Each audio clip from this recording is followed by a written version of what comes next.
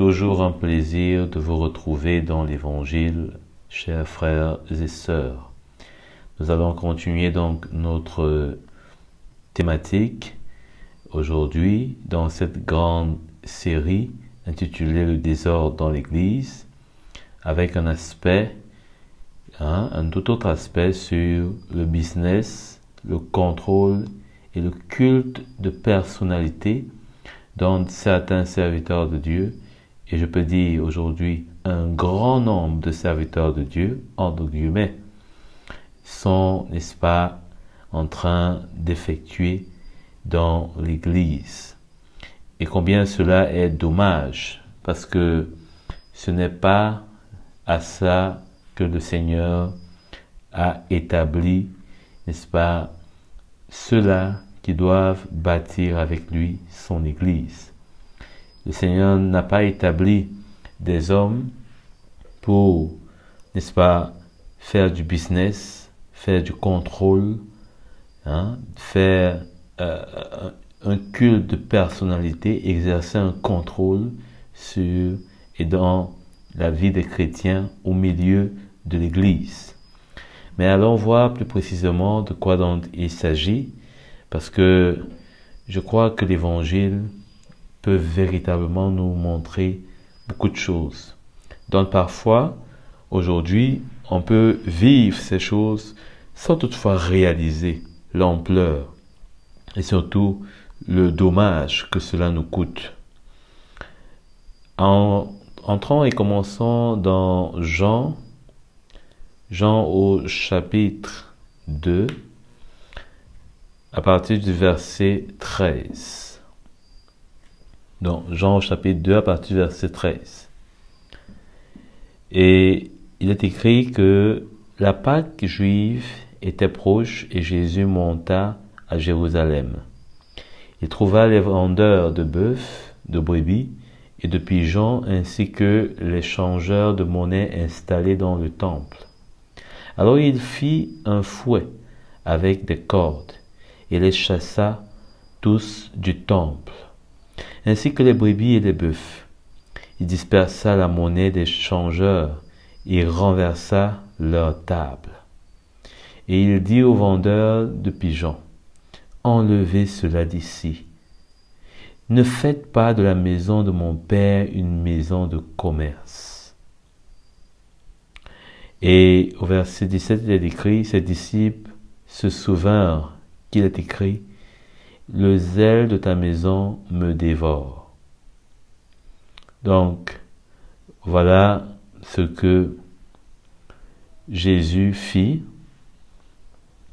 et ce que le Seigneur, n'est-ce pas, avait trouvé dans ce temple, eh bien, était véritablement une chose qui annonçait ce dont les hommes qui sont, n'est-ce pas, épris de convoitises de toutes sortes, de leur propre chair, et surtout de l'amour pour l'argent et pour les choses, les richesses du monde, eh bien, voulait faire, n'est-ce pas, dans son Église, voulait en faire de son Église. C'est très dangereux parce qu'il faudrait qu'on comprenne que c'est véritablement ce qui se passe aujourd'hui. Et d'ailleurs, à un point encore plus grave et même gravissime, parce que aujourd'hui, je crois qu'on a vraiment atteint déjà un certain comble. Donc, Jésus, effectivement, dit de ne pas faire de la maison de son Père, n'est-ce pas, une maison de commerce. Donc, cela veut dire que Jésus comprenait bien que le temple, ici, qui était un lieu où les gens se rassemblaient pour prier, pour lire la parole, eh bien, était un lieu qui avait de la valeur pour Dieu. Parce qu'on ne peut pas dire simplement aujourd'hui que nous sommes devenus, oui, bien sûr, le temple de Dieu, cela est vrai.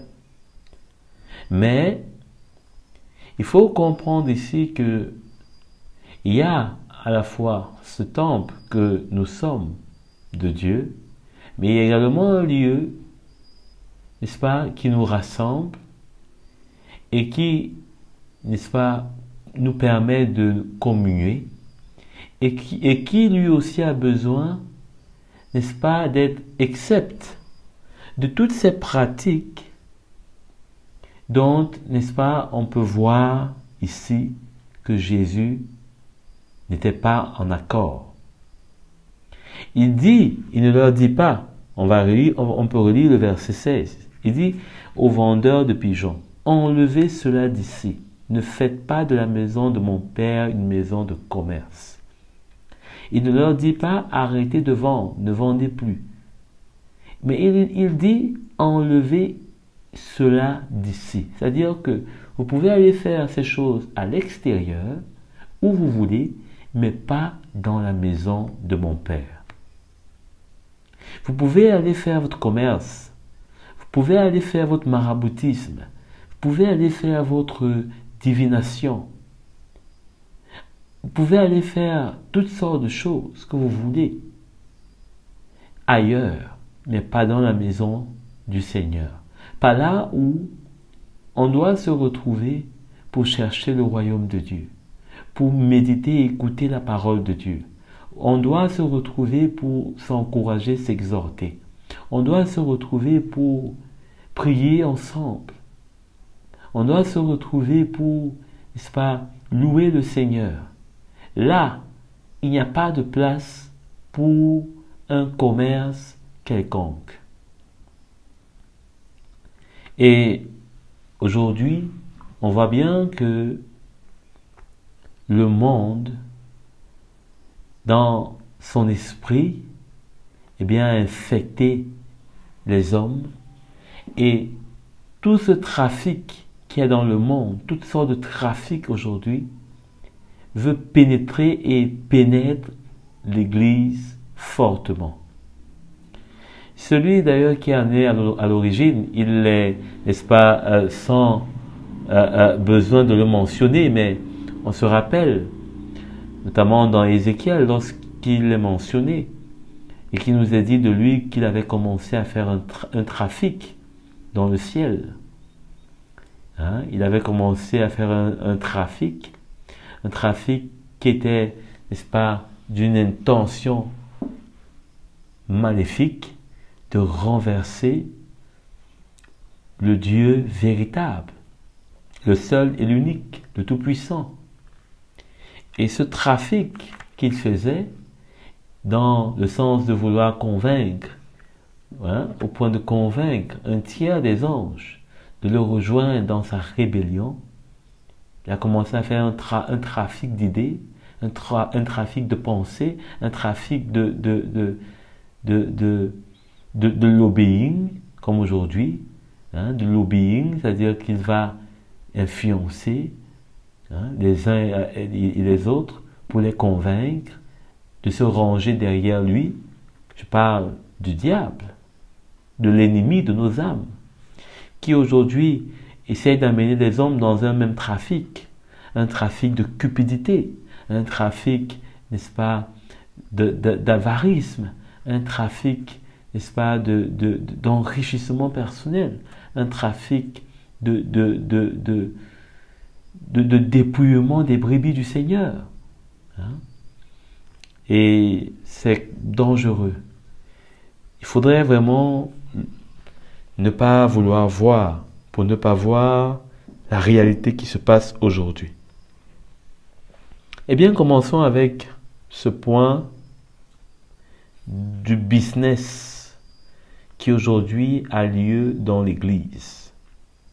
J'ai rassemblé ces points business, contrôle et culte de personnalité parce que j'ai bien vu que ça marche ensemble. Et pour ne pas faire, n'est-ce pas, des points épars, j'ai trouvé bon de les rassembler et de voir comment est-ce qu'ils, n'est-ce pas, se mélangent bien.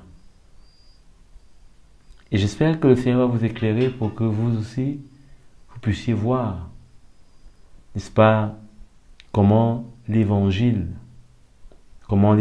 brille, comment l'évangile doit vous éclairer afin que vous fassiez attention à toutes sortes de choses qui aujourd'hui se passent dans l'Église. Alors, nous pouvons commencer à voir et nous pouvons témoigner de cette pratique qu'il y a aujourd'hui dans les églises. La pratique de l'huile d'onction. La pratique de l'huile d'onction aujourd'hui est un véritable enjeu de business. L'huile d'onction aujourd'hui est, je le répète encore, un véritable enjeu de business dans l'Église. Allons voir où, n'est-ce pas, les uns et les autres tirent, n'est-ce pas, sa légitimité dans l'Église aujourd'hui. Et pourtant, c'est vraiment pas le meilleur endroit de chercher la justification de cette pratique. Parce que à la vérité, ce n'est pas dans cet esprit de business que, n'est-ce pas, cette utilisation, cette pratique de l'huile d'onction avait été instaurée par Dieu. Nous sommes là dans Exode, au chapitre 29, le verset 7. Tu prendras l'huile d'onction, tu en verseras sur sa tête, et tu le consacreras par onction. Ça, c'était notamment pour la consécration des prêtres. Et ici, Dieu donnait des recommandations à Aaron, à Moïse, pour la consécration d'Aaron en tant que souverain sacrificateur. Donc, il dit au verset 7, tu prendras l'huile d'onction et tu verseras sur sa tête et tu le consacreras par onction. Tu feras approcher ses fils et tu les habilleras des tuniques. Tu mettras cette ceinture à Aaron et à ses fils et tu attacheras des coiffes aux fils d'Aaron. La fonction de prêtre leur appartiendra par une prescription perpétuelle. Ainsi, tu établiras Aaron et ses fils dans leurs fonctions. Donc, voilà comment Aaron et ses fils avaient été consacrés par onction. Mais on voit bien qu'il n'était pas question de vendre quelque chose.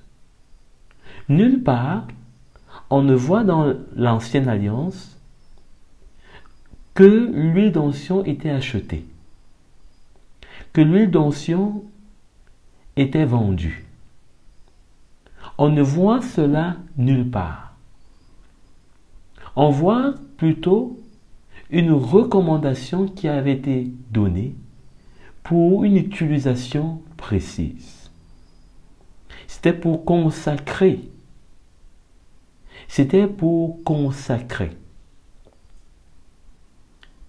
Et quand on voit avec Jésus, qui est, n'est-ce pas, le souverain sacrificateur par excellence, eh bien, comment est-ce que Jésus a été consacré? Vous vous souvenez qu'il s'est approché de Jean-Baptiste. Est-ce que Jean-Baptiste avait une huile d'onction? On ne voit pas. On voit qu'il avait pris son baptême et qu'une colombe est descendue vers lui. Et donc, on a bien l'impression qu'il y a eu un changement qui s'est opéré du point de vue de cette consécration.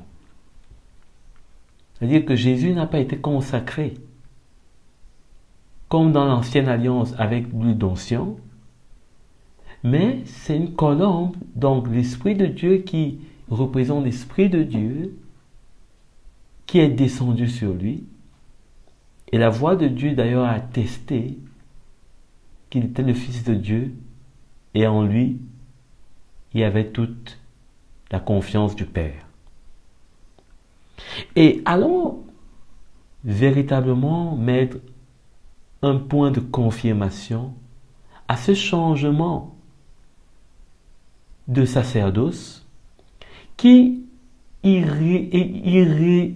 de façon irrémédiable, irrémédiablement, voilà le terme que je cherchais, eh bien, a donné aussi lieu à un changement, n'est-ce pas, de consécration. Ce n'est plus avec un culte d'homme, mais c'est, n'est-ce pas, l'Esprit de Dieu qui, par l'œuvre dans l'Esprit, le Père, eh bien, marque et élève, donne une autorité à un homme pour accomplir une œuvre, sans qu'il y ait besoin d'une participation de, je ne sais pas moi, comment je pourrais qualifier ça, de l'utilisation d'un liquide, hein, de quelque chose de matériel. Allons dans 1 Jean précisément pour voir cela. 1 Jean au chapitre 2, le verset 20. Pour lever tout équivoque. Il est écrit, quant à vous, et donc il s'adresse à nous. Il s'adresse à nous. Hein? Puisque à partir du verset 13, à la fin, il dit, je vous écris, petits enfants, parce que vous connaissez le Père. Hein? Il s'adressait à des frères. Il s'adressait à ceux-là qui avaient la même foi que lui. Donc c'est nous. Hein?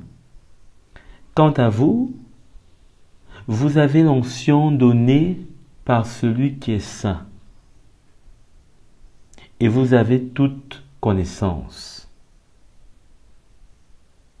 Hein? Quant à vous, vous avez l'onction donnée par celui qui est saint. Donc, nous, on n'a pas l'onction par l'huile d'onction, mais on a l'onction par celui qui est saint. Et celui qui est saint, c'est Jésus qui nous donne son Esprit Saint. C'est lui qui nous donne l'onction.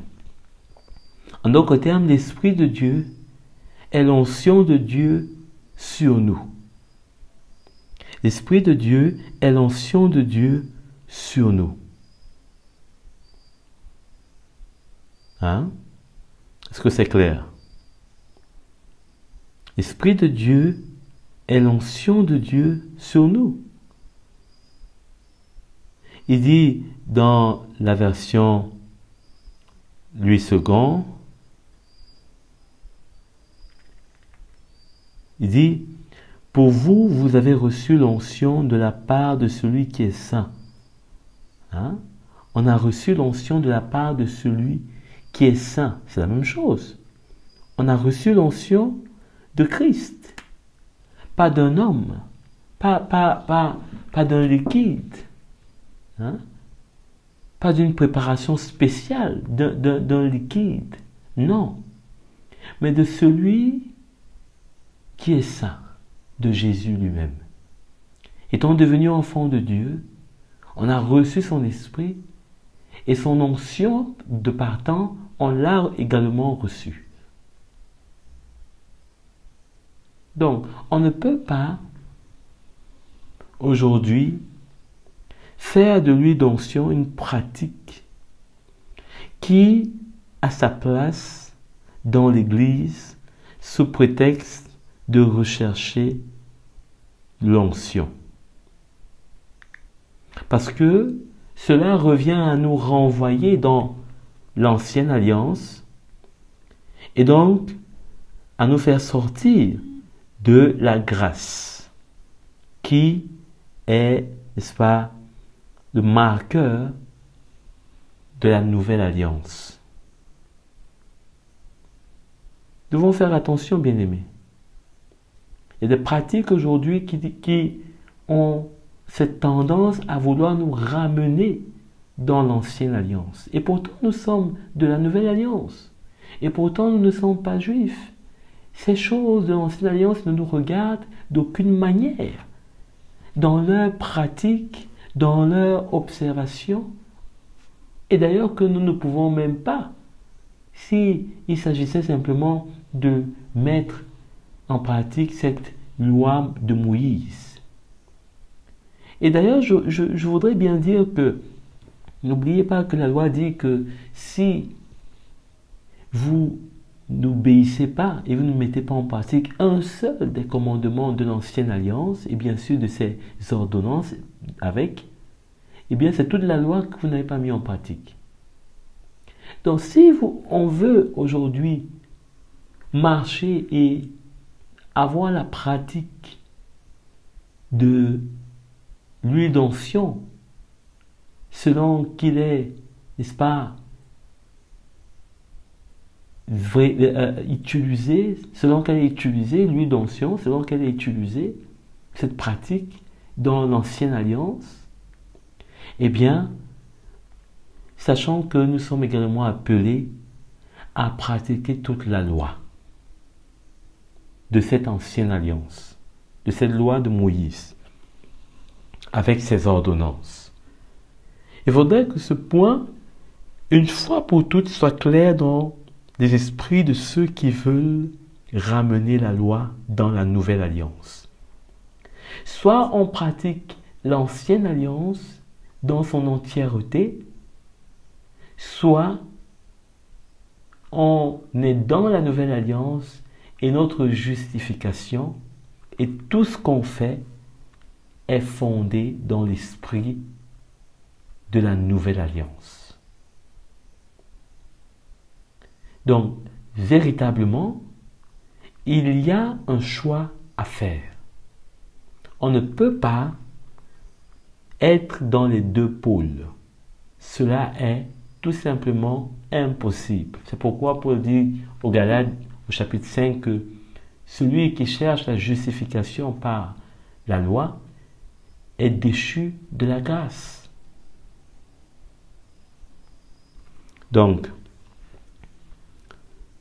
pour ce premier aspect, l'huile d'onction, eh bien, aujourd'hui, est un véritable business. Elle est vendue. Aujourd'hui, à tous les programmes presque, on voit comment est-ce que les serviteurs de Dieu veulent, n'est-ce pas, utiliser l'huile d'onction comme un produit marketing. Un produit qui va attirer des foules. Et ça attire des foules. Et c'est dommage. Parce que cela ressemble plus à du maraboutisme que de vendre quelque chose, soi-disant, à la puissance de Dieu, parce qu'elle a été bénie par un serviteur de Dieu.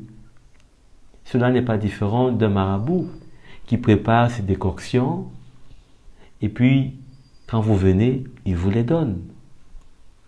Et c'est à cela qu'on a véritablement droit aujourd'hui, à des hommes de Dieu, entre guillemets, des vrais marabouts, qui ont changé juste de robe, de plaque et surtout de décorum, et qui aujourd'hui ont infiltré l'Église de véritables loups déguisés sous la peau d'agneau et qui cherchent à soudoyer, à voler, à dépouiller des brebis du Seigneur, qui aussi se laissent faire par manque de connaissances, comme Osée le dit.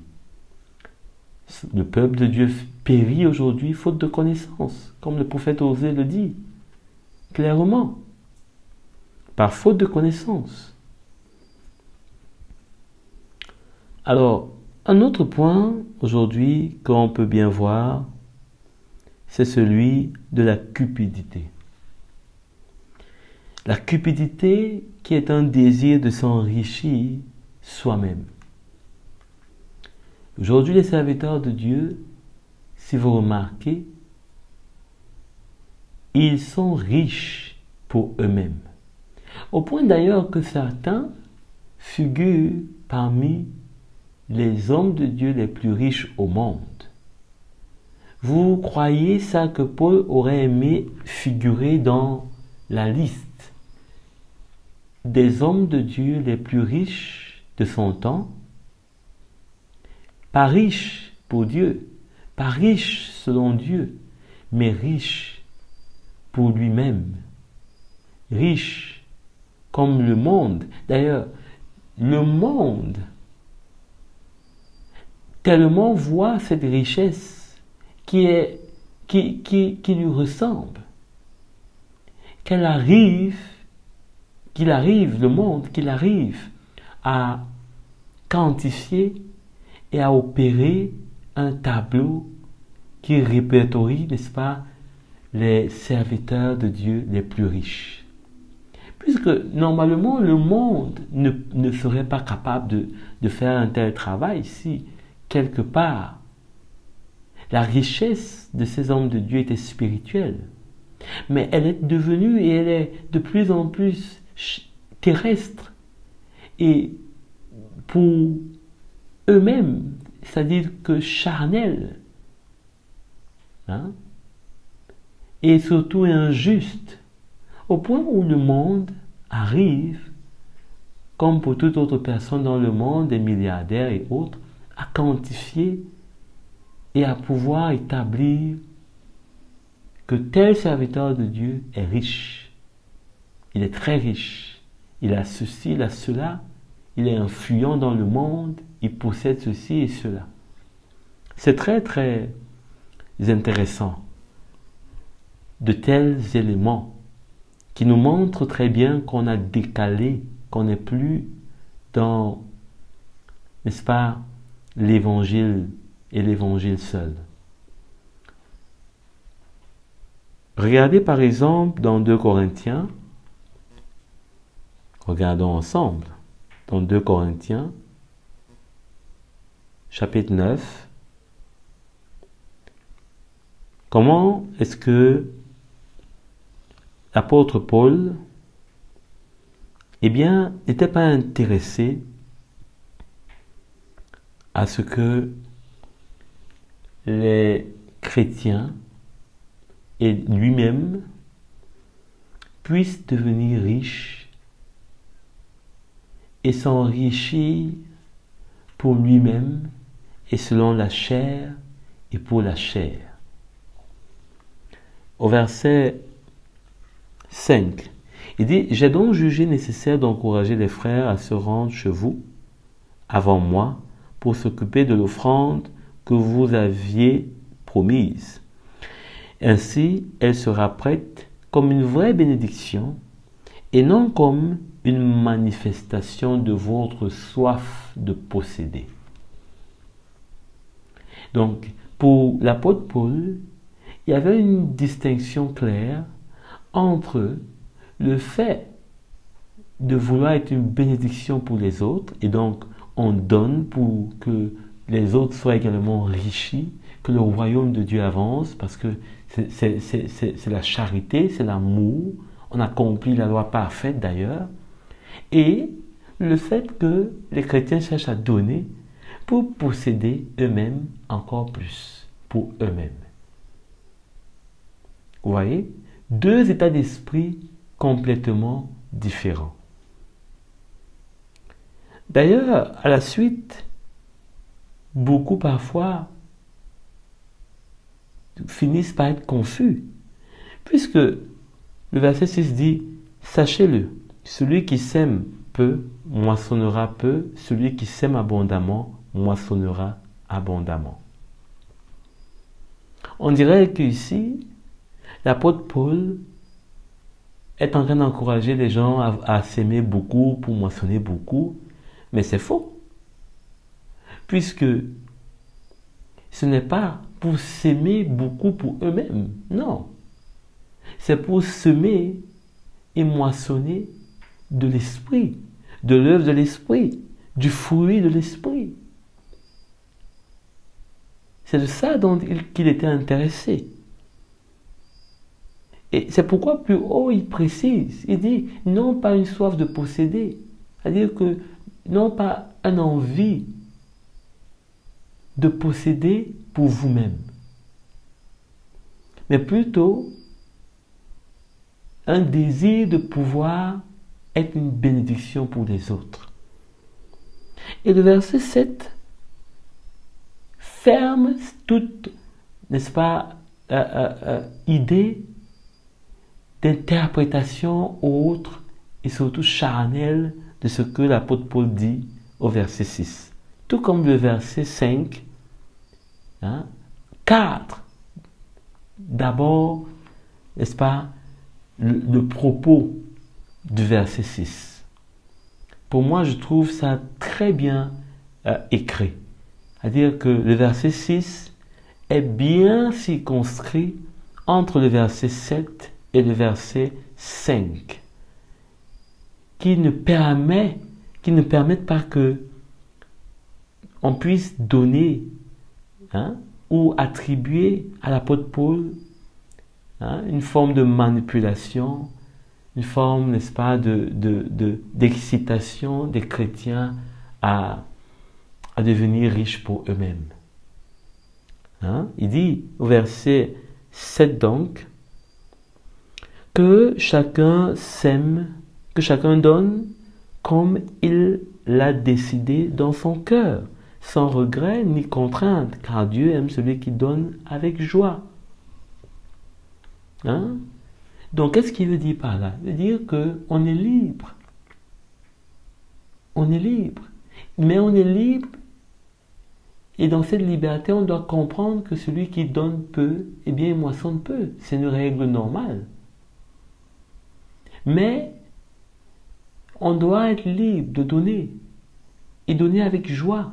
Et ce qu'on moissonne, on le moissonne également avec joie. Si on a sémé peu, on moissonne peu. On l'a donné avec joie. C'est le plus important. En espérant que le Seigneur nous fasse la grâce de grandir dans notre manière de donner. Parce que là aussi, on grandit. Dans la façon de donner. On grandit. Il y a une lumière qui vient dans notre cœur, un témoignage. Ça nous amène à grandir dans notre façon de donner. On ne voit plus de la même façon. Notre cœur est plus saisi, est plus désireux de participer. Mais le verset 5 est clair. Ce n'est pas pour notre propre soif de s'enrichir, non. C'est pour le royaume de Dieu. Amen.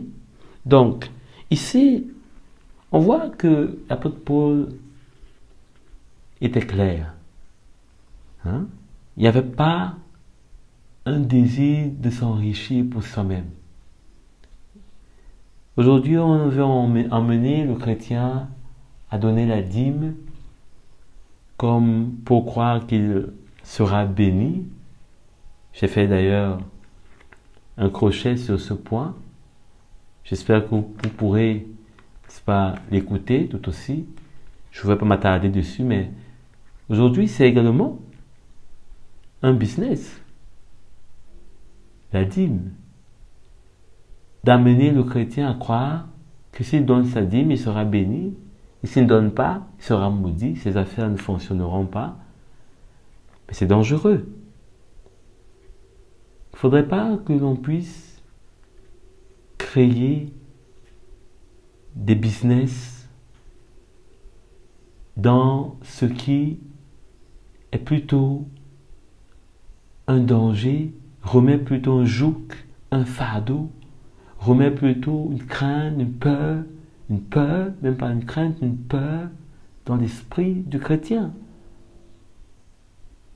Cela n'est pas l'esprit de l'évangile, l'esprit de la nouvelle alliance. La cupidité. Finalement, on aura des chrétiens qui donnent au Seigneur pour que le Seigneur leur donne davantage. La cupidité. Le Seigneur est-il je sais pas moi, un client de notre banque? Vous voyez? Finalement, on fait du Seigneur un client de notre banque, à qui si on donne, il va nous donner avec les intérêts. Il va nous donner encore plus. Un surplus. Mais c'est dangereux ça. Le Seigneur est-il à ce niveau, à ce point dans nos cœurs, comme un fils de l'homme que l'on pourrait prêter et à qui on demande de nous rembourser avec un supplément? Vous savez d'ailleurs que dans l'ancienne alliance, c'était interdit. Il ne fallait pas prêter avec, n'est-ce pas, un intérêt. Donc, il faut véritablement que l'on revienne à l'évangile. Et la cupidité, ce désir d'être riche pour soi-même, de plus en plus, encore et encore, cela n'est pas de Dieu. D'ailleurs, je ne pense pas que ceux qui donnent leur dîme sont plus bénis que ceux qui n'en donnent pas. Philippiens au chapitre 4. Il est écrit au verset 17. Ce n'est pas que je recherche les dons. C'est-à-dire qu'il ne recherche pas effectivement ce dont il parlait aux Corinthiens. Il ne recherche pas qu'il soit, n'est-ce pas, zélé à donner, qu'il donne à chaque fois, qu'il donne pour moissonner plus. Non. C'est pour ça qu'il dit qu'il n'est pas intéressé. Ce n'est pas que je recherche les dons. Ce n'est pas que je recherche les dons. Mais je désire qu'un fruit abondant soit porté sur votre compte. Un fruit abondant soit porté sur votre compte. Voilà le désir de l'apôtre Paul. Rien à voir avec ce qu'on voit aujourd'hui. Où est le fruit? C'est cela qu'on devrait aujourd'hui se demander. Où est le fruit derrière cette dîme que certains essayent d'observer? Où est le fruit? Quel est le fruit que cela a produit? Peut-être que certains pourraient répondre. Mais encore, est-ce véritablement le fruit? Ou alors on imagine que c'est le fruit? Où est le fruit? Bien-aimé, je ne voudrais pas m'étendre sur cette question, mais parfois on voit beaucoup de personnes. Elles sont prêtes, à donner leur dîme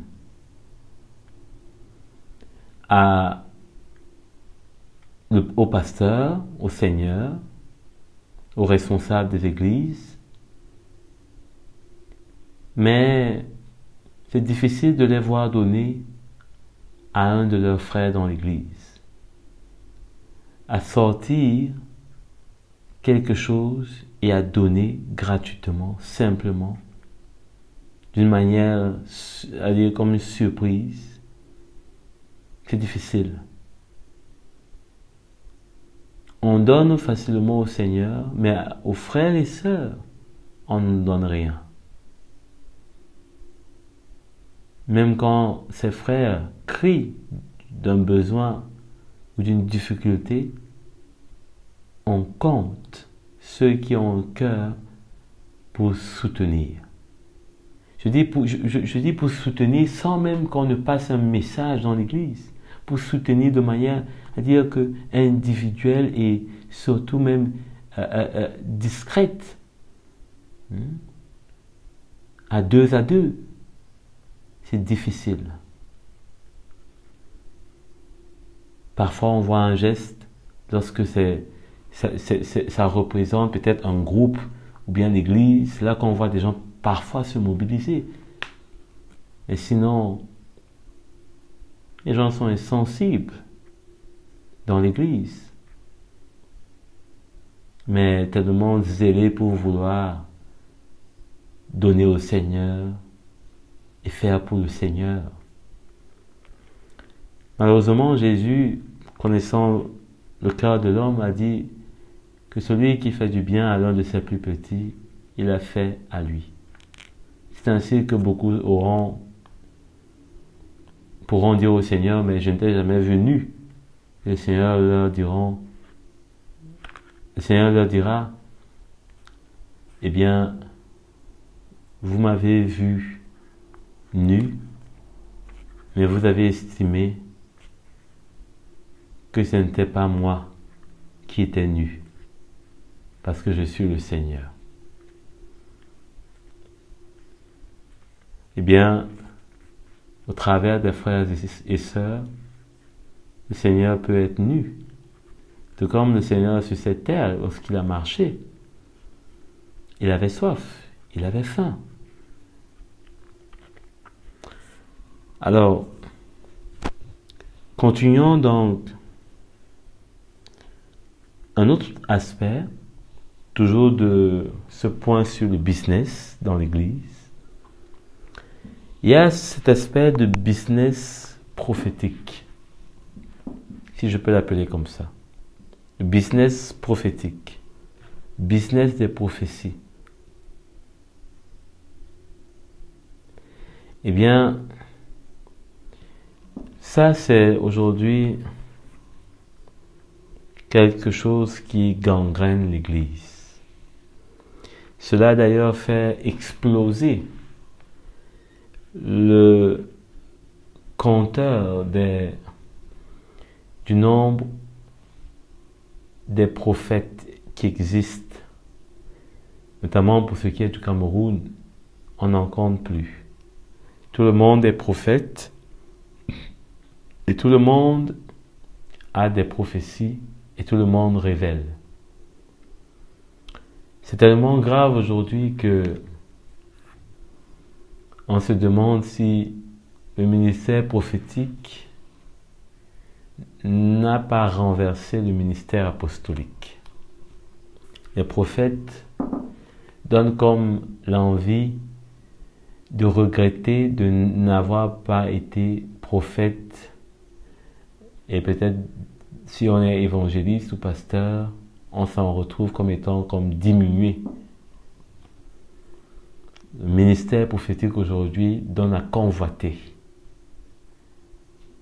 Et c'est tellement dangereux. Quand on va dans Jérémie, on se rend compte que le Seigneur, depuis ces prophètes dont nous allons voir, au fur et à mesure, les uns après les autres, a toujours reproché des choses à ces prophètes et plus largement à ces personnes qui disaient parler de lui. Jérémie 27, au verset 9. Et vous n'écoutez pas vos prophètes, vos divins, vos devins, vos rêves, vos astrologues, vos sorciers, ceux qui vous affirment que vous ne serez pas asservis au roi de Babylone. En effet, ce qu'ils vous prophétisent est faux. À cause d'eux, vous serez éloignés de votre terre, et je vous chasserai, et vous disparaîtrez. Donc, le Seigneur avait demandé à ce peuple de savoir et de comprendre que ce que il avait dit, à savoir qu'ils iraient en exil à Babylone, arrivera. Mais certains prophètes s'étaient mis en tête que cela n'allait pas se passer ainsi. Et ils ont trompé le peuple pour leur donner un faux courage, des fausses prophéties. Et cela a plongé ce peuple dans une désolation. Puisqu'au final, ce que Dieu avait dit s'est passé. Dans le chapitre 28 d'ailleurs, on voit un de ses prophètes, le prophète Anania, qui a entrepris, notamment toujours dans le même sens, de parler de son propre chef. On connaît et on peut lire l'histoire à partir du verset 1 de Jérémie 28, mais on va simplement lire quelques points. Au verset 2, il est dit: « Voici ce que dit l'Éternel, le Maître de l'univers, le Dieu d'Israël. Je brise la domination du roi de Babylone. Dans 2 ans, je ferai revenir ici tous les ustensiles de la maison de l'Éternel que Nebuchadnezzar, roi de Babylone, a pris d'ici pour les amener à Babylone. » Donc, voilà ce que Anania a déclaré. Or, ce n'était pas ce que Dieu avait dit, puisque Jérémie, eh bien, lui, il avait reçu une prophétie inverse, où Dieu disait, eh bien, que il serait à Babylone et que ils seront sous le joug de Babylone et qu'ils n'allaient pas résister pendant ce joug. Mais Anania, lui, avait amené un faux espoir. Un faux espoir, et cela, l'espoir dans le but de faire croire que Dieu n'avait pas abandonné ce peuple. Et pourtant, personne n'a dit que Dieu les avait abandonnés, mais Dieu les corrigeait. Mais pourquoi donc Anania, eh bien, lui, il a apporté cette prophétie? Parce que pour lui, eh bien, il avait d'autres intentions. Et la sentence du Seigneur ne s'est pas fait attendre. Au verset 15, le prophète Jérémie dit alors au prophète Anania: « Écoute donc, Anania, l'Éternel ne t'a pas envoyé et tu as donné un sentiment de confiance trompeur. Un sentiment de confiance trompeur à ce peuple. C'est pourquoi voici ce que dit l'Éternel: je vais te chasser de cette terre. Tu mourras cette année, car par tes paroles tu as appelé les autres à se détourner de l'Éternel. » Le prophète Anania mourut le 7e mois de cette année-là même. Donc, on a aujourd'hui un business de prophétie qui est très lucratif. Je vais d'ailleurs nous faire lire un passage qui nous montre bien que cela ne date pas d'aujourd'hui. Dans Michée, le prophète Michée, au chapitre 3, il dit, commençons au verset 1. « Je dis, écoutez, chef de Jacob et prince de la communauté d'Israël. N'est-ce pas à vous de connaître le droit? Vous détestez le bien et vous aimez le mal. Vous arrachez leur peau et la chair qui couvre leurs os. Hein? Voilà comment ces faux prophètes, Dieu les décrit par le prophète Michée. Ils arrachent la peau et la chair qui couvre les os des brebis, hein, du peuple. Ils mangent la chair, verset 3, de mon peuple. Voilà. Leur arrache la peau et lui brise les os. Hein? Ils les mettent en pièces.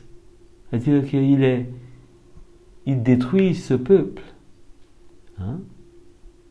Ils le brisent au travers de toutes ces prophéties, de toutes ces déclarations soi-disant prophétiques. Ils brisent ce peuple. Hein? Ils brisent son intelligence. Même leur capacité de réflexion, ils brisent ces personnes. Hein?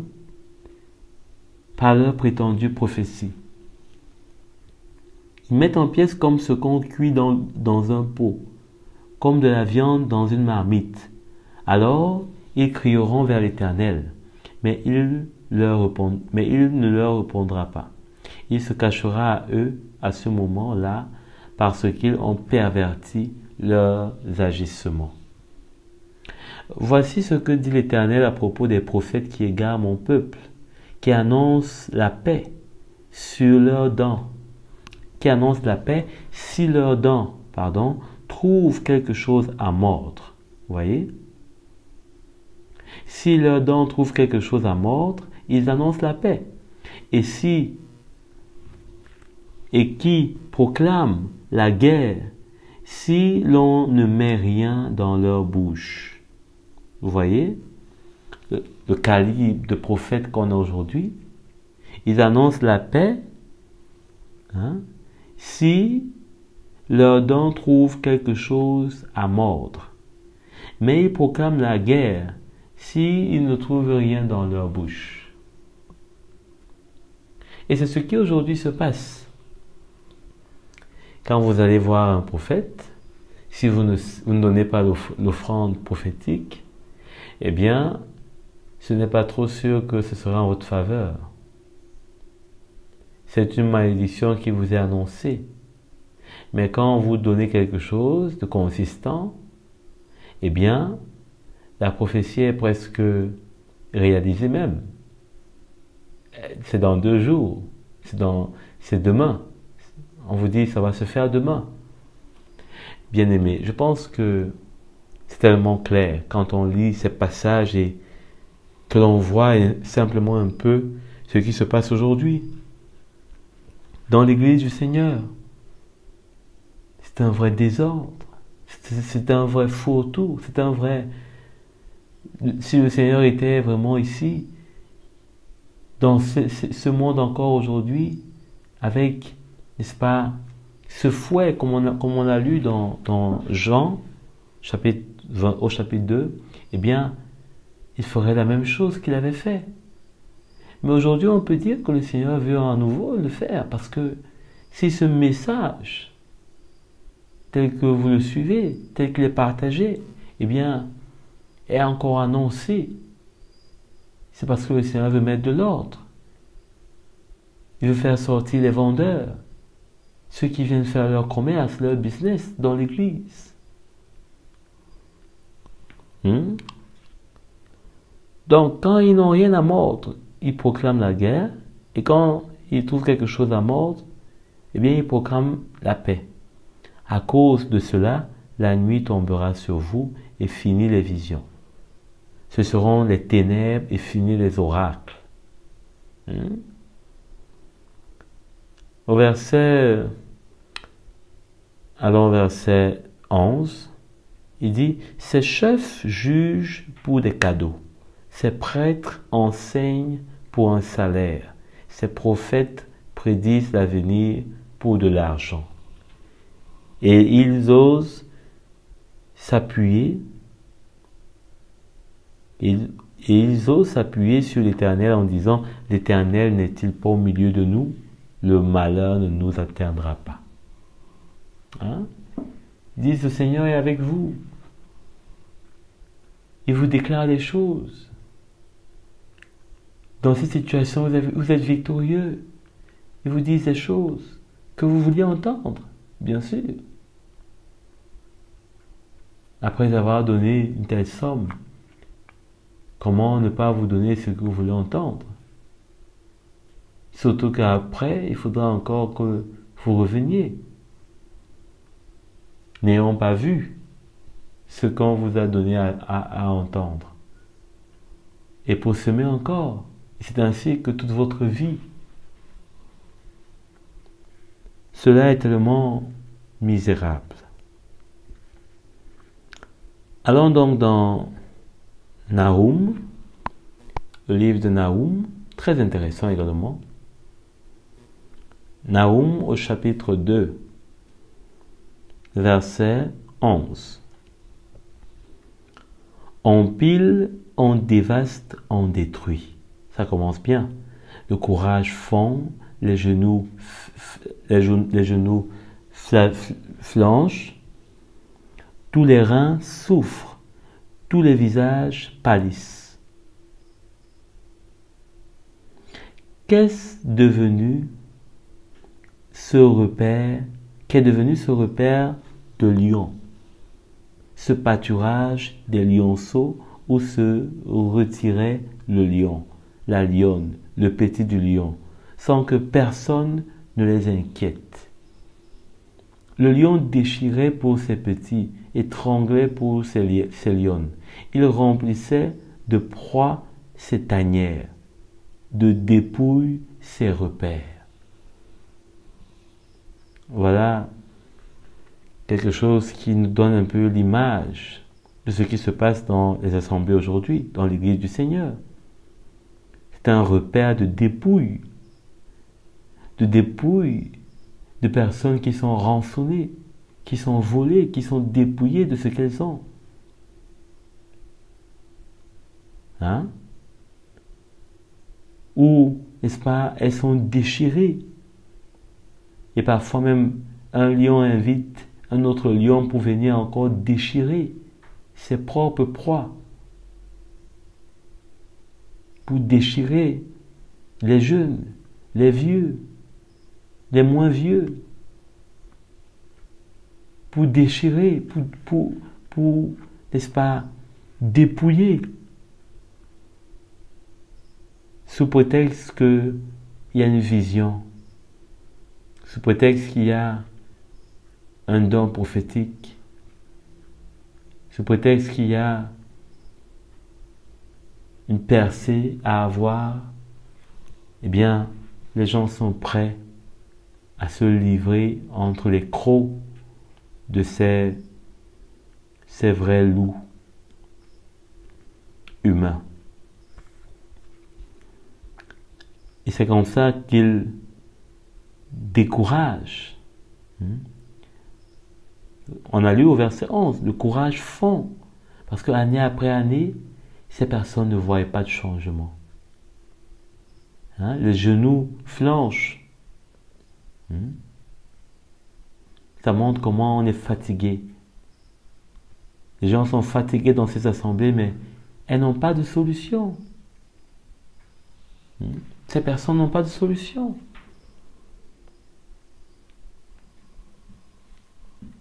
Et donc, elles continuent à rester dans ces mêmes endroits, à souffrir les mêmes choses, sans jamais voir le bout du tunnel, sans jamais finir avec telle lutte, tel esprit, tel démon.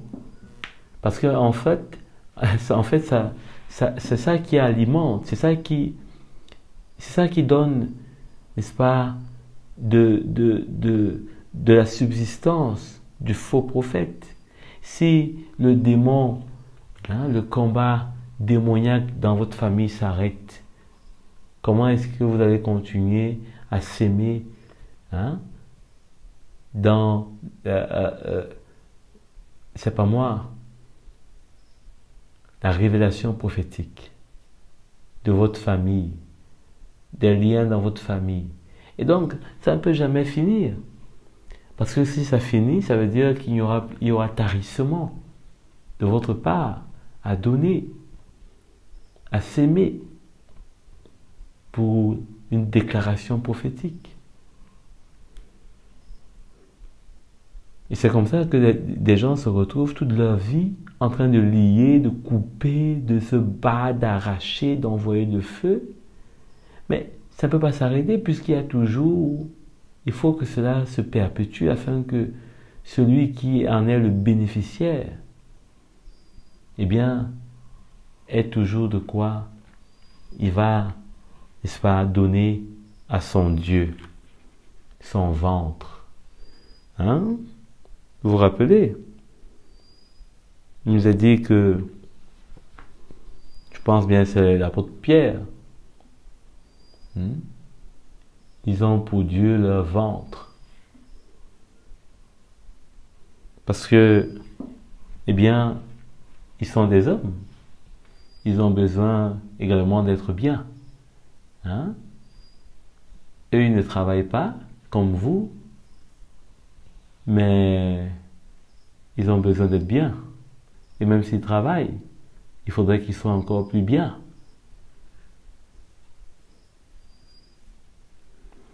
Allons dans Sophonie. Sophonie, aussi un autre prophète, au chapitre 3, verset 4. Ces prophètes sont des indisciplinés, des trompeurs, des prêtres profanent des choses saintes. Vous voyez? Ils prétendent connaître des choses saintes, mais ils sont profanes, c'est-à-dire qu'ils ne connaissent même pas le début. Ils violent la loi, c'est-à-dire qu'ils font des choses contrairement à la loi. Contrairement, ils prétendent comprendre la loi, comme Paul dit à Timothée, ils prétendent comprendre la loi, mais ils ne comprennent rien, ils n'en comprennent rien. Et ils finissent par la violer, par faire des choses que la loi ne dit pas. Au milieu d'elle, l'Éternel est juste. Il ne commet aucune injustice. Donc, le Seigneur n'est pas celui qui leur donne cette occasion d'être, n'est-ce pas, ce qu'ils sont, indisciplinés. Parce que le Seigneur construit son Église et il a dit, rien ne prévaudra contre cette Église. Même pas ceux qui se disent être des prophètes. Parce que c'est lui, l'Éternel, c'est lui qui donne son esprit à qui il veut, comme il veut, selon la mesure qu'il veut. Hein?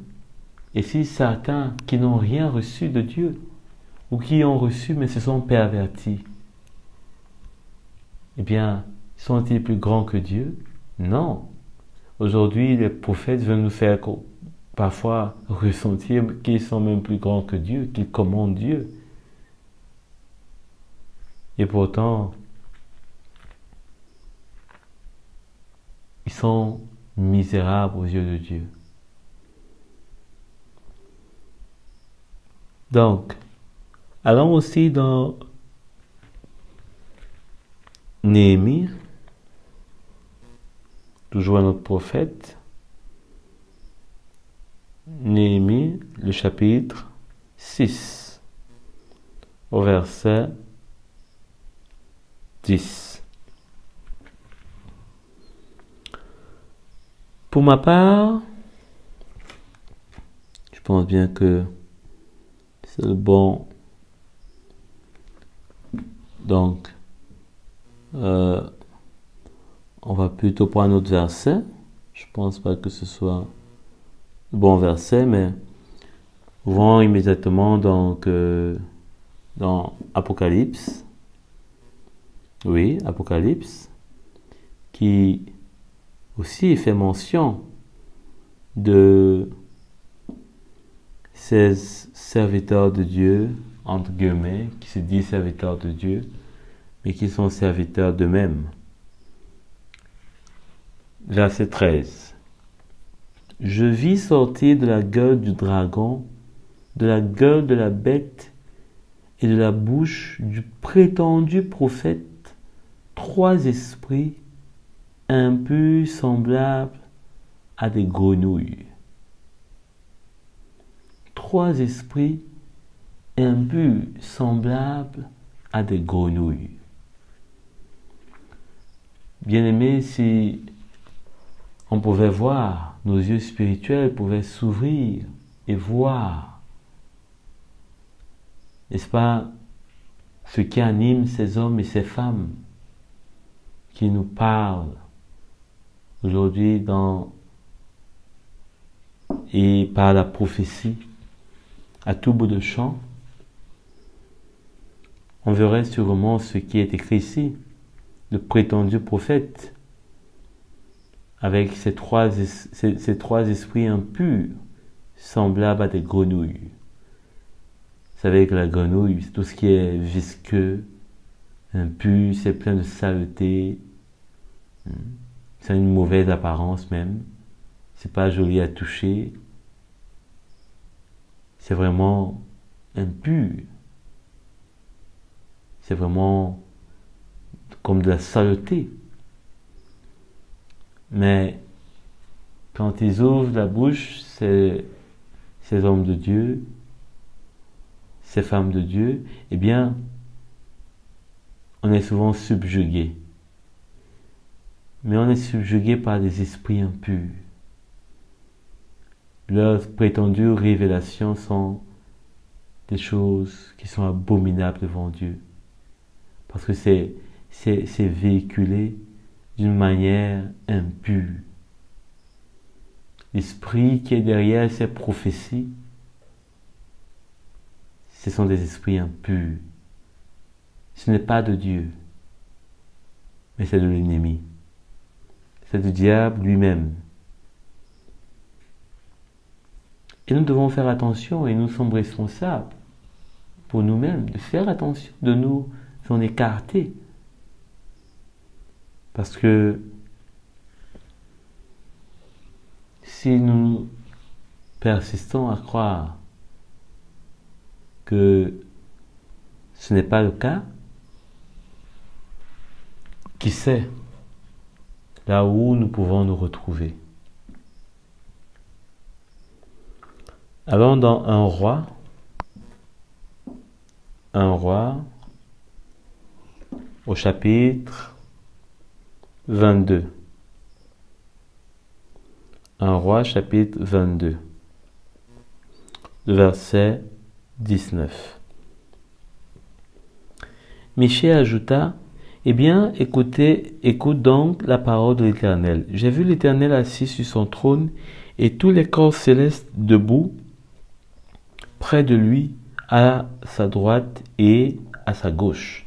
L'Éternel a dit, qui va persuader Akab de monter à Ramoth en Galade afin qu'il y meure. Qui va persuader?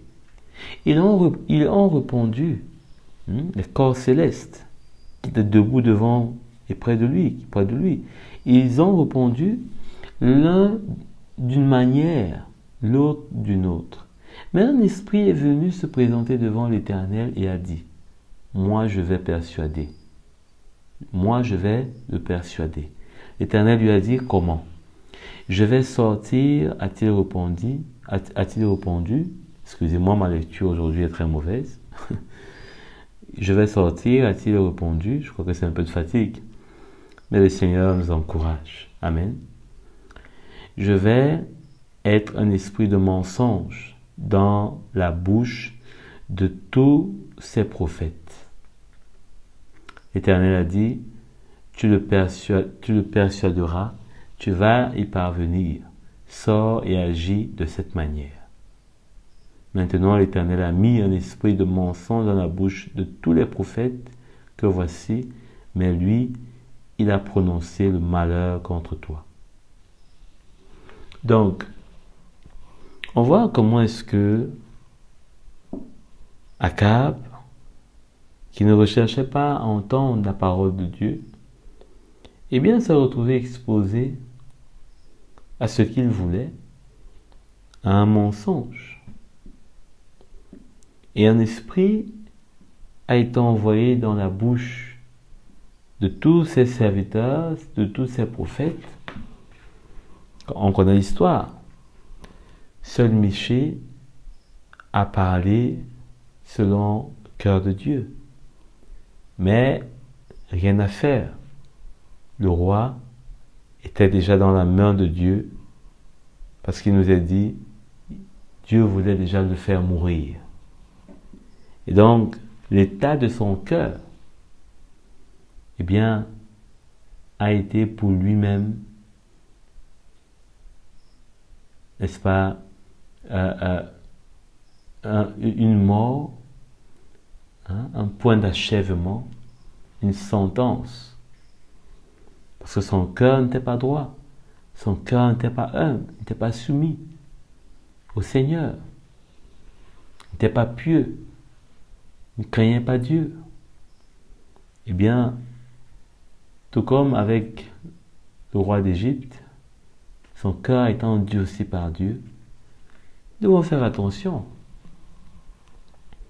Peut-être que nous sommes interpellés, peut-être que nous voyons et nous ressentons des choses.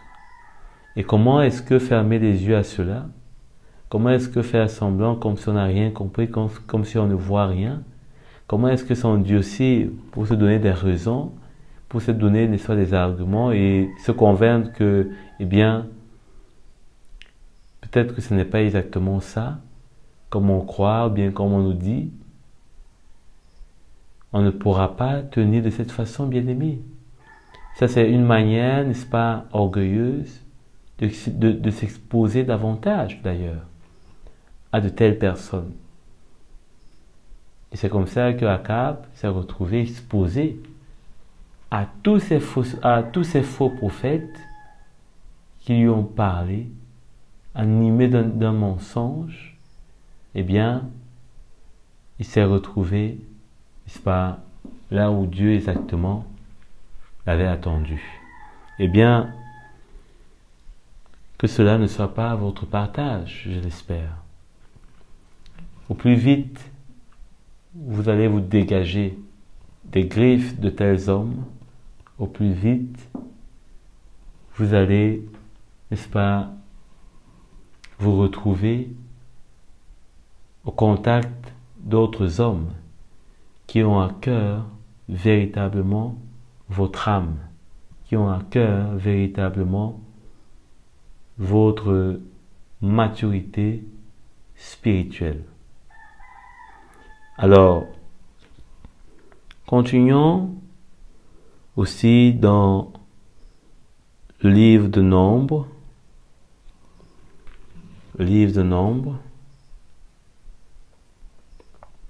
chapitre 22. Nombres chapitre 22. Vous connaissez l'histoire de Balaam, celui que Balak avait demandé de maudire, de venir maudire le peuple d'Israël. Et il est clair que Balak, eh bien, avait utilisé un subterfuge, de l'argent, des biens pour séduire Balaam. Et le chapitre 22 nous montre, nous explique l'histoire, mais pour ne pas trop perdre du temps, allons dans le chapitre 23. Chapitre 23. n'est-ce pas, nous voyons comment Balak, eh bien, a été déçu. Parce que, au-delà de tout ce qu'il avait voulu, eh bien, Dieu a utilisé Balaam pour bénir plutôt son peuple, 3 fois de suite. Mais, nous pouvons comprendre au travers de cette histoire que la malédiction ne peut pas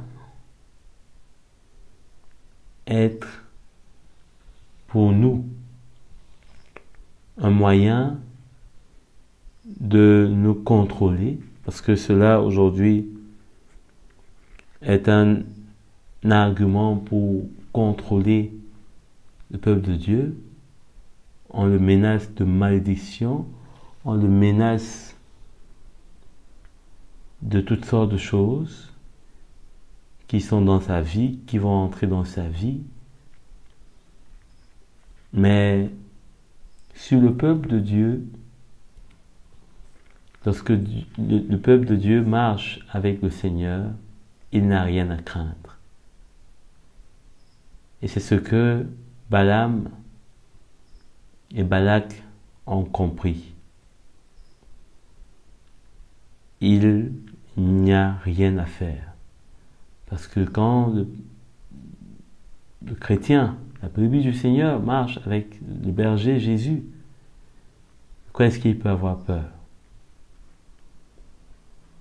Donc, il n'y a pas de possibilité de contrôler, de le menacer, de le maudire. Parce que ce peuple appartient au Seigneur. Lui seul a le dernier mot. Et nous allons comme ça basculer sur le deuxième aspect, celui du contrôle. Aujourd'hui, nous pouvons voir comment aujourd'hui les serviteurs de Dieu essaient de contrôler les brebis du Seigneur. Ils essayent un contrôle où ils se servent de leur autorité dans la chair. Une autorité dans la chair, et c'est ça le problème, et c'est ça le drame. Parce que utiliser l'autorité dans la chair, cela n'est pas le pourquoi Dieu a donné l'autorité dans l'Église. Hein? Parce que ce n'est pas en combattant contre la chair que nous allons avoir des solutions. Ce n'est pas, en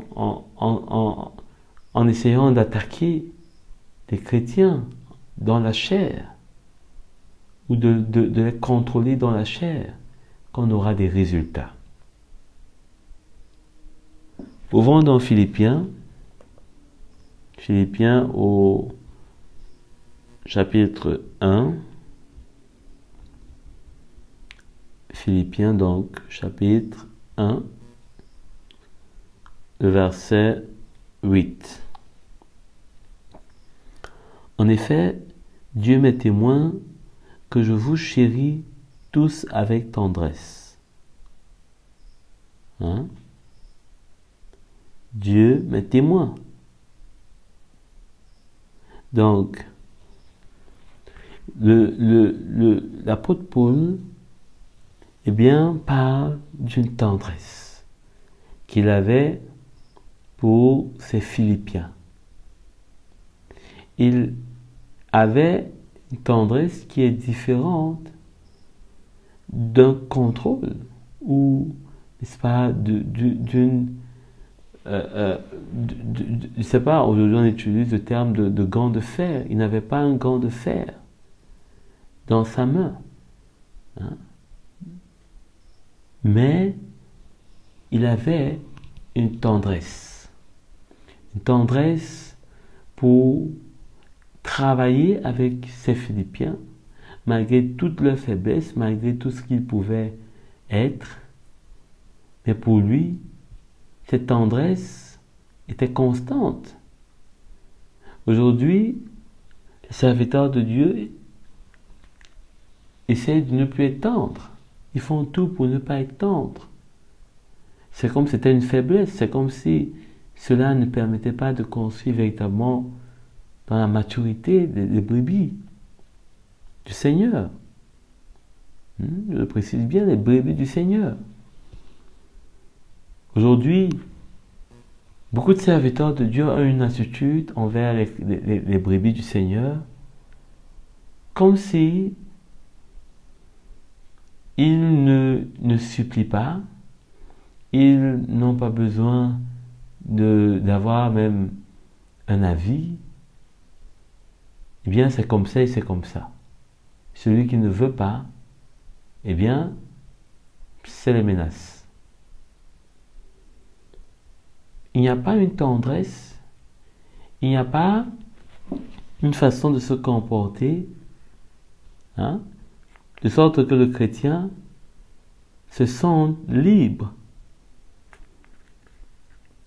De sorte que le chrétien se sente libre. Et cela, c'est très dangereux. Parce que dès lors que le chrétien n'est plus libre de faire ou de ne pas faire, eh bien, on ne peut pas dire que véritablement, il n'y a pas de contrôle. Il y a contrôle si le chrétien ne se sent pas libre. Et s'il ne se sent pas libre, ça veut dire qu'il est menacé, ça veut dire qu'il est scruté.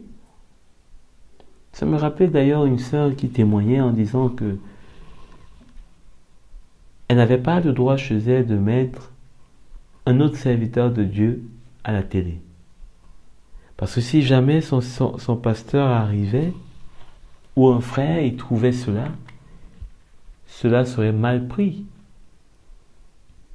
Elle serait considérée comme étant infidèle au pasteur. Et finalement, elle jouait un double jeu.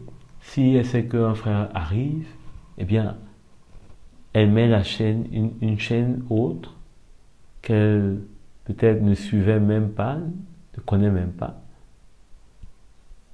Et c'est comme ça que le chrétien vit caché, vit comme un petit enfant qui est manipulé.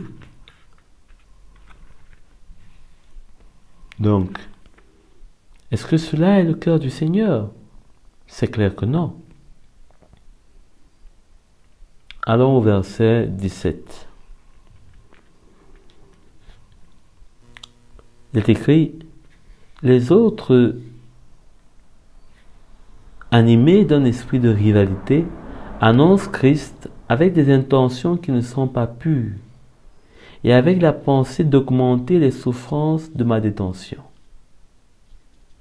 Ils annoncent Christ avec des intentions qui ne sont pas pures. Ils voudraient que vous soyez zélés pour eux, comme Paul dit tantôt aux Thessaloniciens, que vous soyez zélés pour eux. Et c'est ainsi que beaucoup font tout pour que les brebis soient zélés pour eux.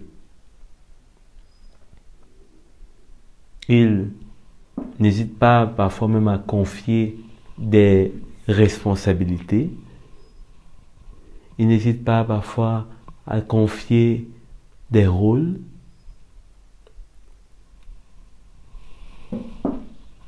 Tout ceci pour pouvoir davantage mieux étrangler celui ou celle dont il veut avoir sous son contrôle.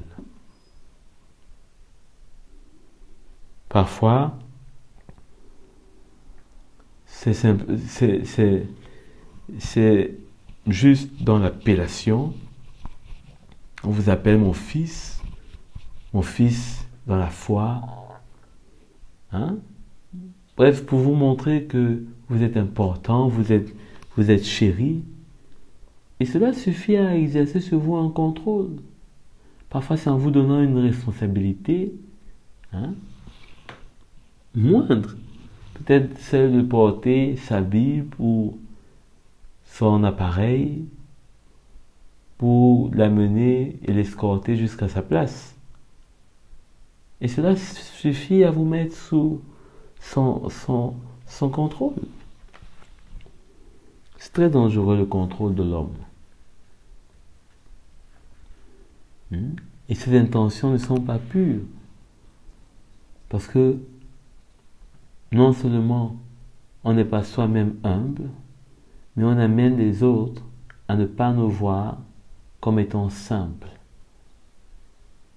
C'est ainsi qu'on leur donne l'impression que nous, on est très élevés, nos vies sont déjà parfaites, et pourtant on est loin du compte. Dans 2 Corinthiens, au chapitre 9, il est écrit, à partir du verset 18, 2 Corinthiens 9, 2 Corinthiens 9, pas exactement, parce que on va dans le verset chapitre 9, 1 Corinthiens chapitre 9, verset 18. Quelle est donc ma récompense? C'est d'offrir gratuitement l'évangile que j'annonce, sans faire usage de mon droit de prédicateur. Sans faire usage de mon droit de prédicateur. Dans la 1 Corinthiens 9, exactement, pas dans 2 Corinthiens 1, Corinthiens 9 plutôt. Donc, ici l'apôtre Paul dit que il ne veut pas faire usage de son droit de prédicateur de l'évangile. Il parle comme ça.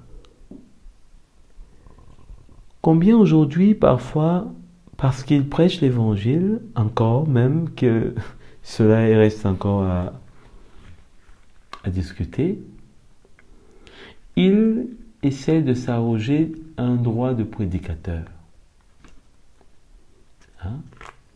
Il y a des prédicateurs qui demandent parfois la dîme pour le prêtre qui est à l'autel, comme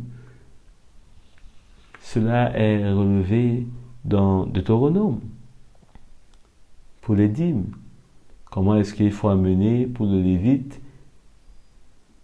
Mais c'est terrible. Donc, Paul dit qu'il ne veut pas faire usage de son droit de prédicateur. Vous savez que la Bible dit que celui qui fait sacerdoce, eh bien mange du sacerdoce.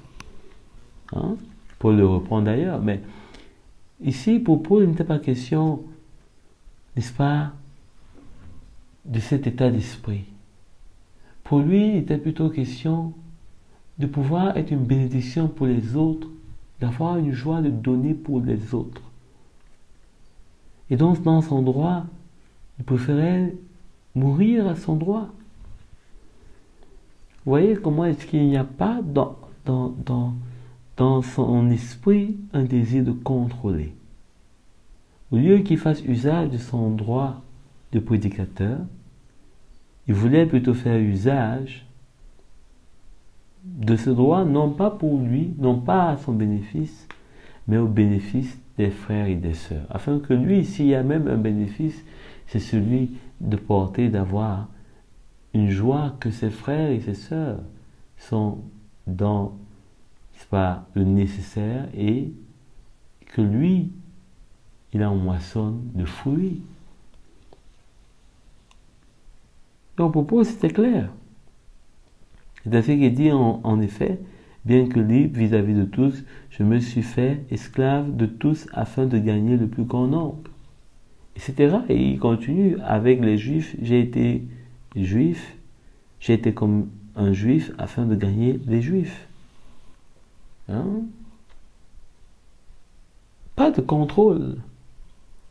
Pas de serviteur de Dieu qui, lui, il ne reconnaît jamais un tort. Il ne reconnaît jamais qu'il a mal fait. Pour dire qu'avec les faibles, je me suis fait pauvre. Je me suis fait faible.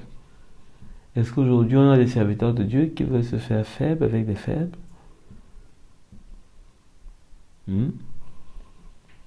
Ils veulent toujours paraître au contraire. Fort. Très fort.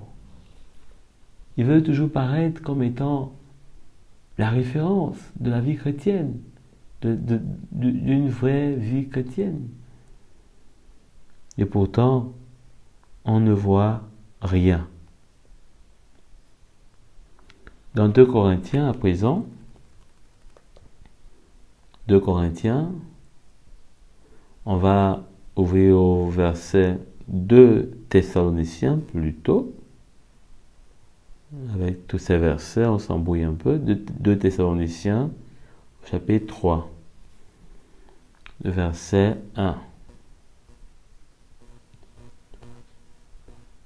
2 Thessaloniciens donc, chapitre 3, le verset 1. Est-ce qu'on y est?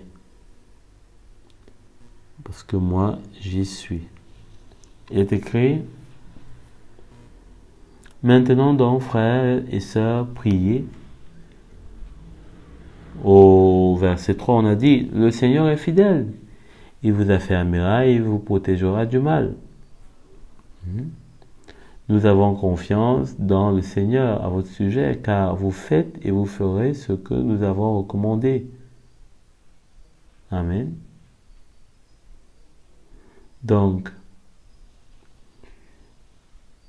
au verset 6, il dit: nous vous recommandons, frères et sœurs, au nom du Seigneur Jésus-Christ, de vous éloigner de tout frère qui mène une vie désordonnée et ne suit pas les instructions reçues de nous. Hein? Vous voyez?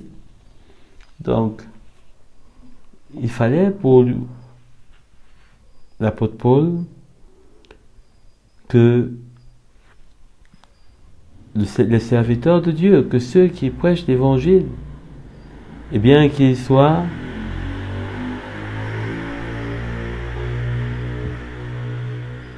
donc dans 2 Timothée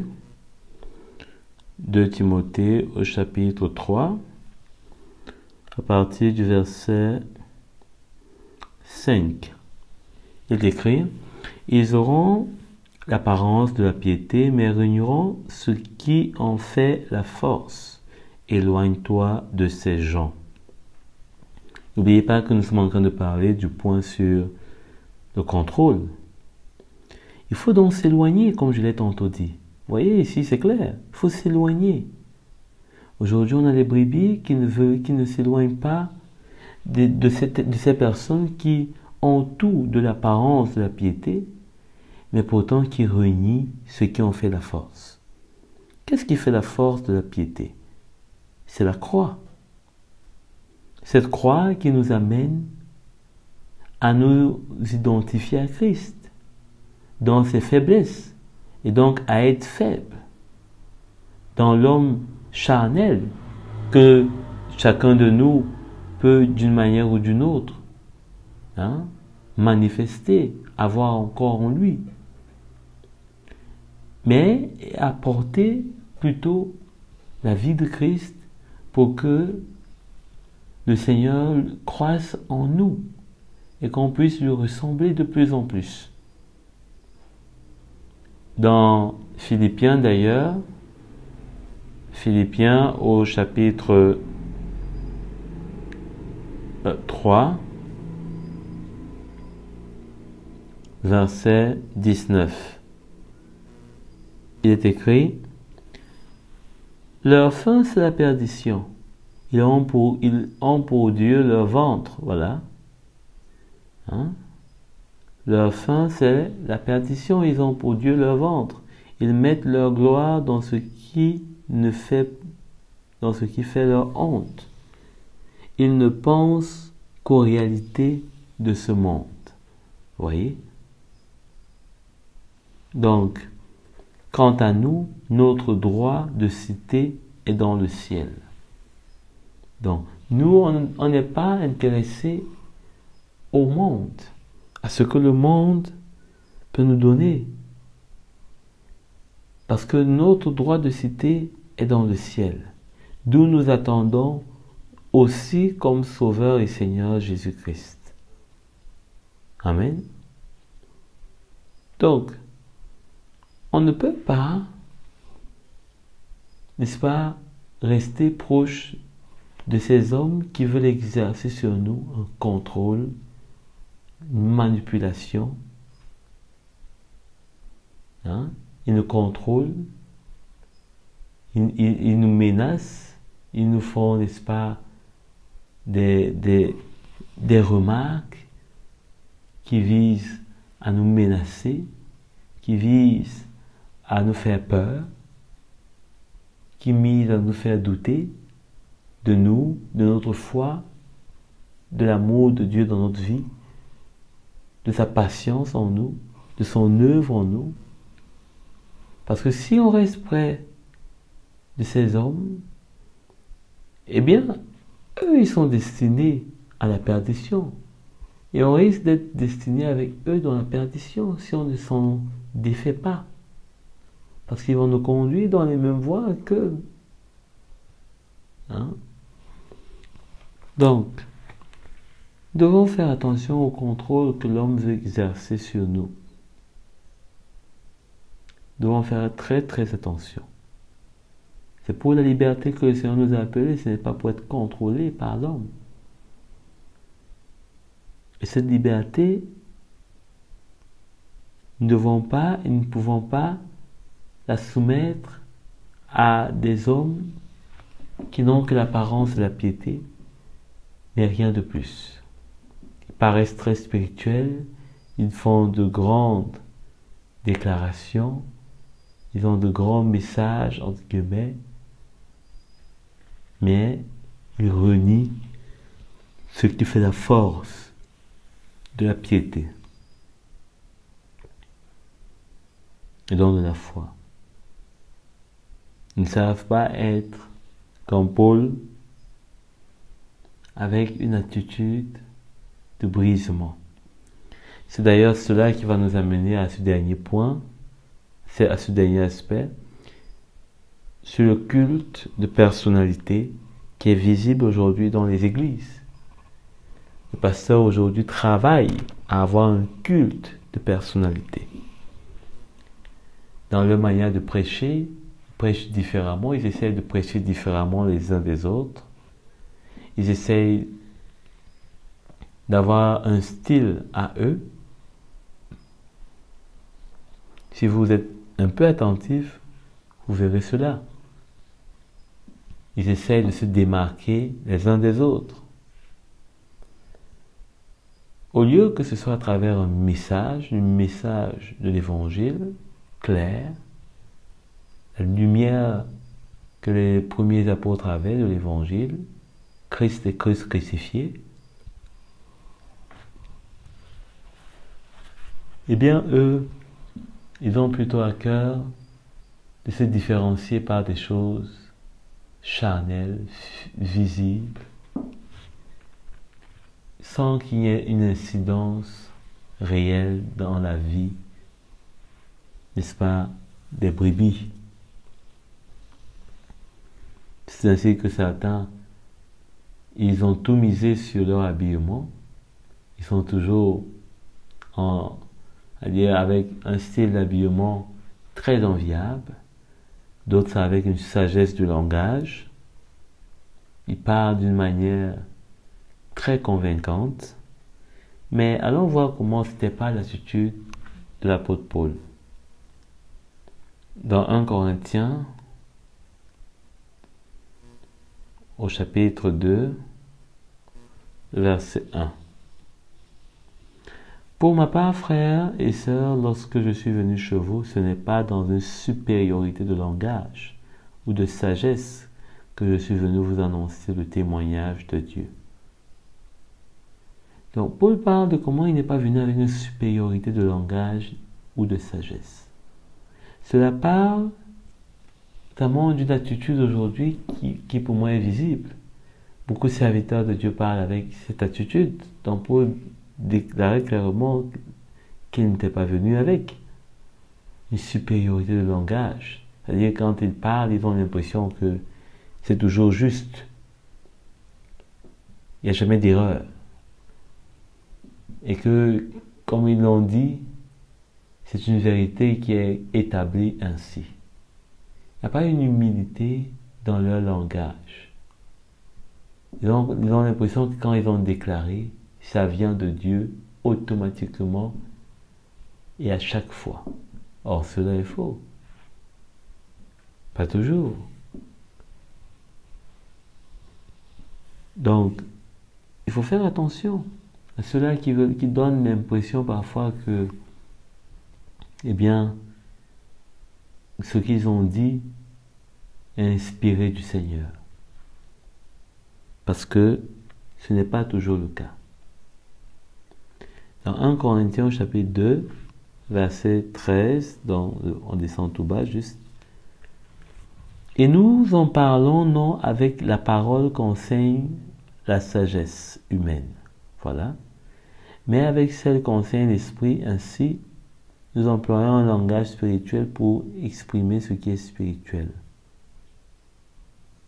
Donc, voilà comment Paul était intéressé à parler.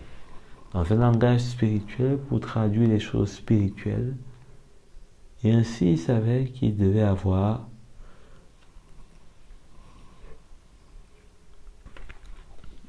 n'est-ce pas, ce qui marque l'apôtre Paul. Il parle d'une parole qu'enseigne le langage humain. Il dit, il n'est pas venu avec une parole qu'enseigne le langage humain, avec la sagesse humaine, mais avec celle qu'enseigne l'esprit. Celle qu'enseigne l'esprit. Et cela demande une œuvre d'abord de l'esprit dans nos cœurs, pour nous briser, pour nous façonner. Amen.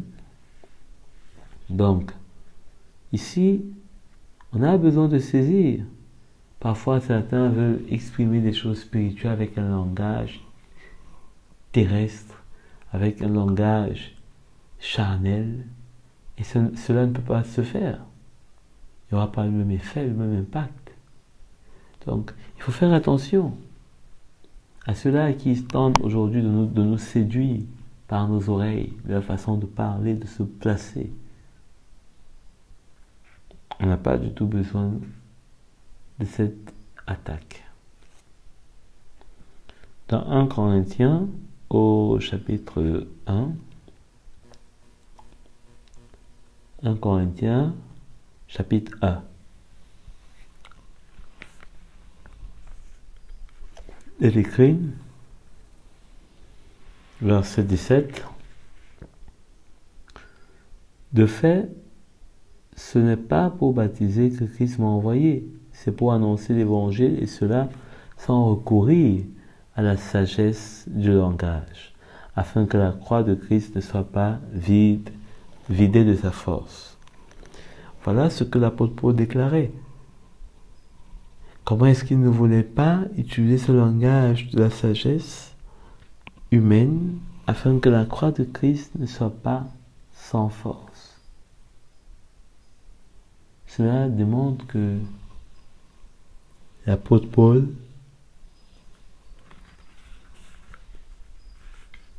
avait une lumière de cette parole. Mais il ne voulait pas que du fait de l'homme qu'il était, eh bien que cela perturbe un tant soit peu cette révélation. Et donc, il dit qu'il utilisait le langage que donne l'Esprit pour, n'est-ce pas, que la croix de Christ ne soit pas vidée de sa force. Parce que ceux qui font un culte de personnalité, avec leur posture, leur façon de vouloir annoncer l'évangile, bien ne se rendent pas compte, mais ils dénaturent l'évangile et finalement l'évangile est sans force, tel qu'il le prêche. Allons dans Ézéchiel.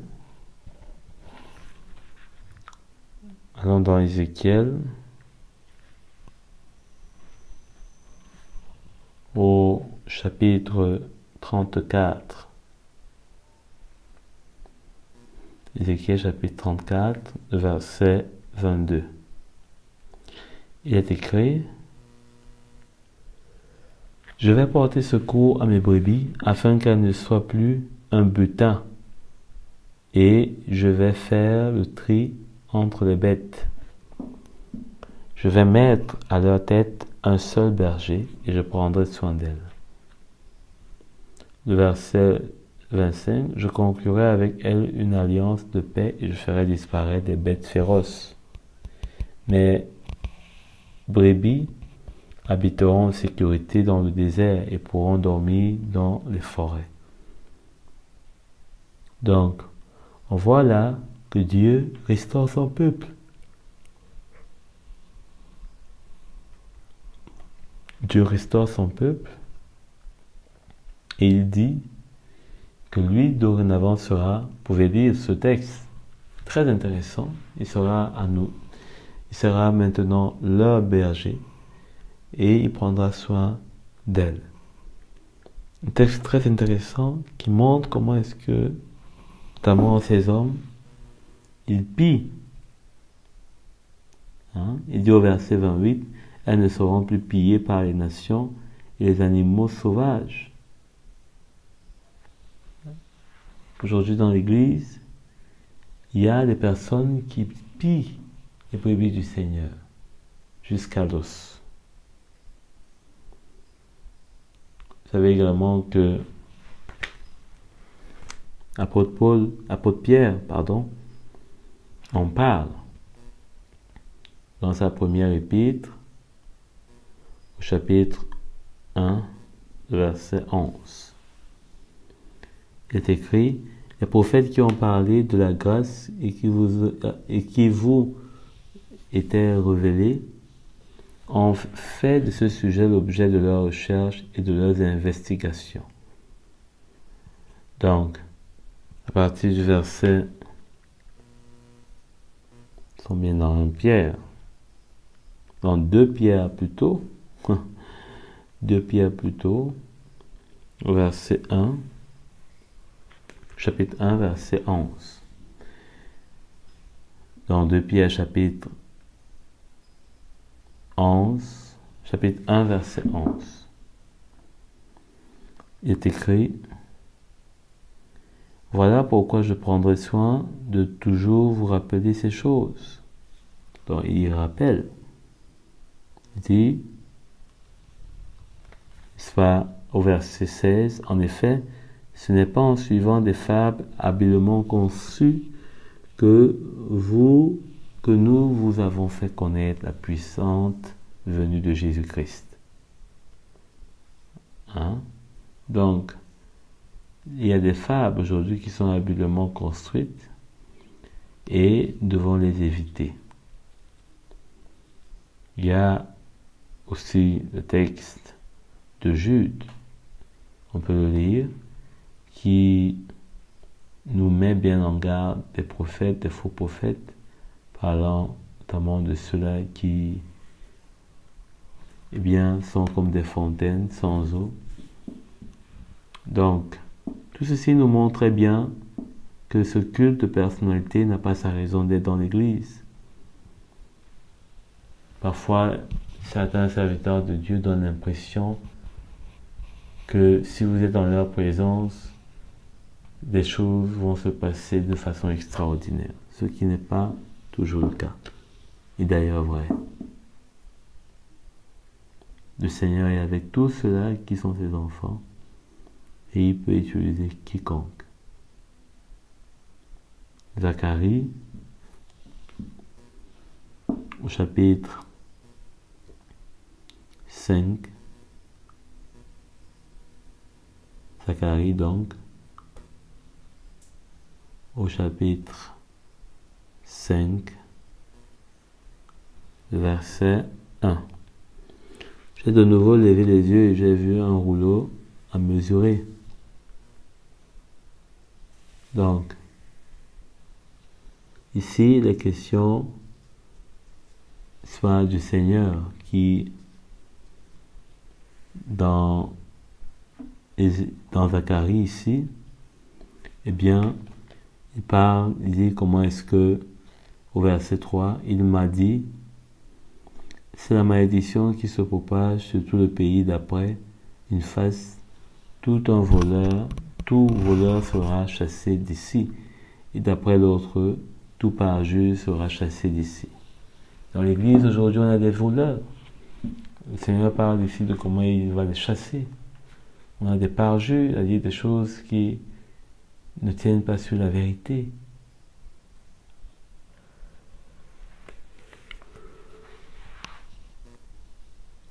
Dans 2 Thessaloniciens, chapitre 2, verset 11. Voilà. Nous sommes revenus sur ce passage. Verset 11 donc. Est écrit: